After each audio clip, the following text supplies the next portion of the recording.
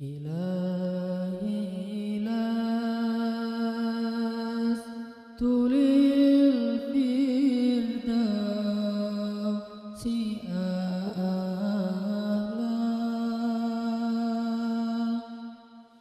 ولا أقوى على النار الجحيم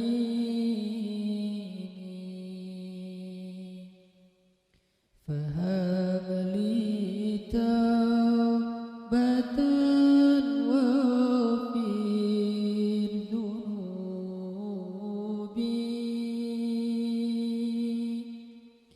فإنك غافر الذنب العظيم.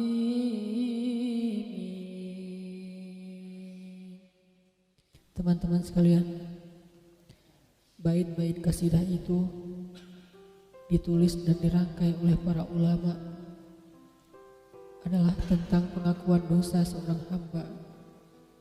Ketika seorang hamba berada di puncak penyesalan dan merasa tahu diri bahwa dia adalah seorang hamba yang kotor, sehingga dia mengatakan, Ilahi lastu lil firdausi ahla. Ilahi, sesungguhnya saya tidak layak masuk ke surga Firdaus. Saya kotor, saya hina, saya penuh cela, saya banyak aib, saya banyak dosa. Sangat tidak layak saya masuk ke surga Firdaus-Mu ya Allah. Tidak ada satupun amal yang bisa saya banggakan sehingga menjadi jalan bagi saya masuk ke surga Firdaus-Mu ya Allah. Kita harus merasa diri kita rendah di hadapan Allah. Itulah kenapa kita sujud. Dan Allah suka kepada orang yang merendahkan diri di hadapannya. Itulah kenapa Allah suka kepada hamba yang bersujud. Seandainya pintu surga itu terbuka dengan kunci amal solih, saya tidak punya kuncinya ya Allah. Saya beramal solih tetapi belum layak untuk membuka pintu surga. Saya sholat, saya puasa, saya tarawih, saya sedekah, tapi semua itu belum cukup untuk membuka pintu surga karena keterbatasan amal solih saya.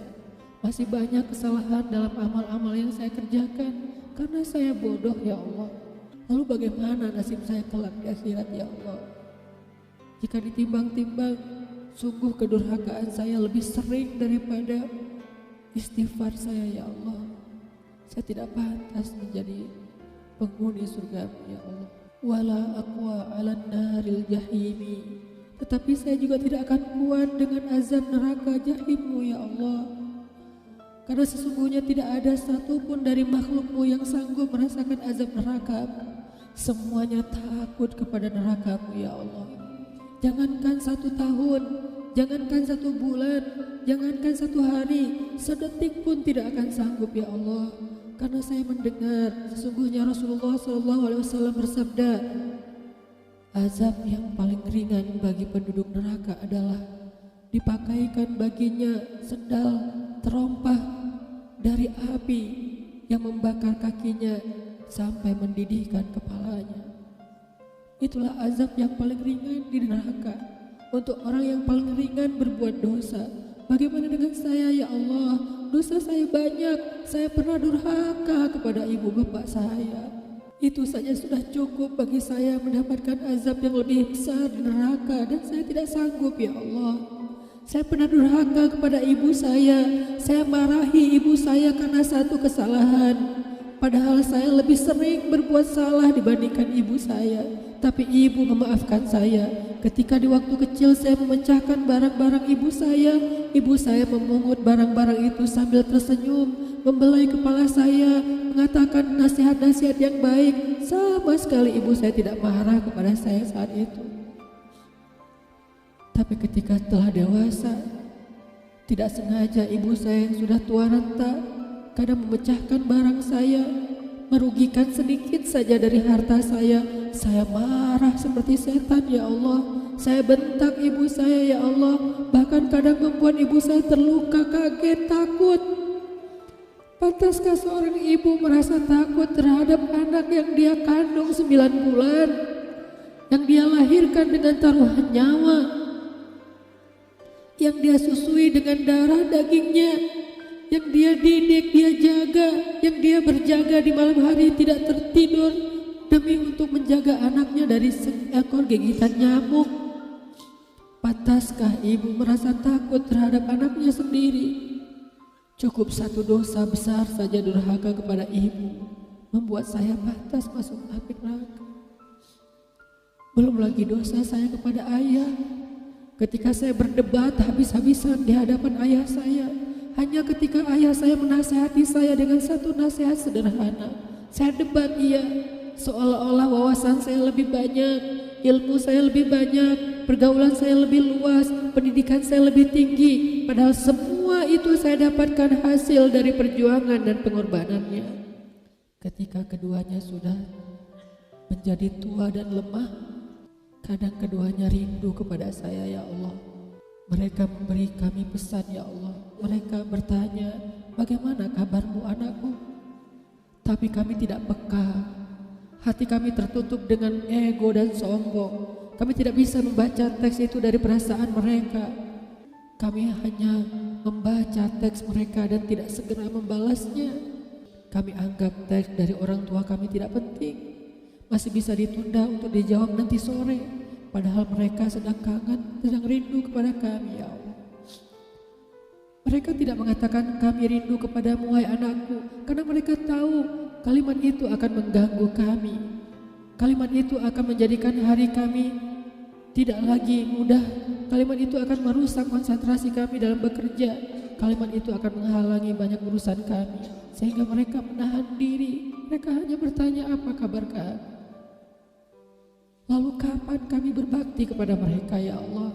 Sampai seusia ini kami masih merepotkan mereka, ya Allah. Kapan kami akan berbakti kepada mereka? Rasanya kami lupa. Entah kapan kami pernah memijat kaki mereka setelah mereka seharian bekerja. Entah kapan kami pernah memberikan minuman hangat untuk mereka.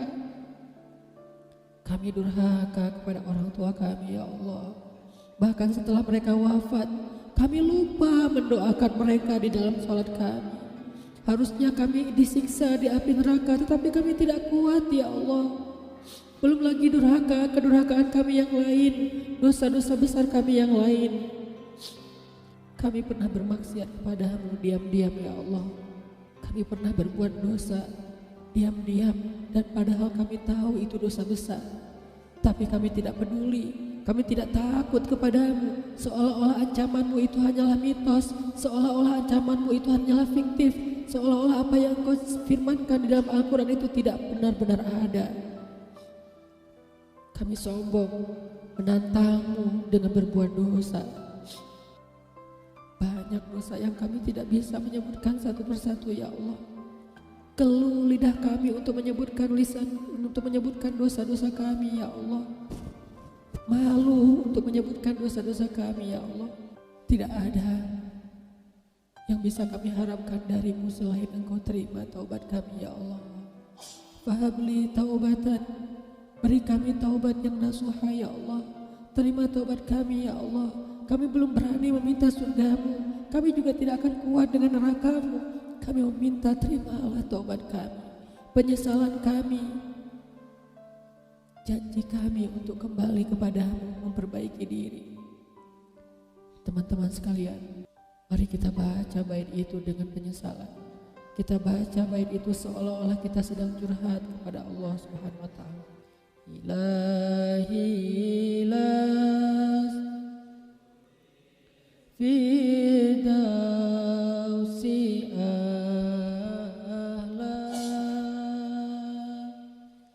wa la aqwa ala nari jahimi fahabli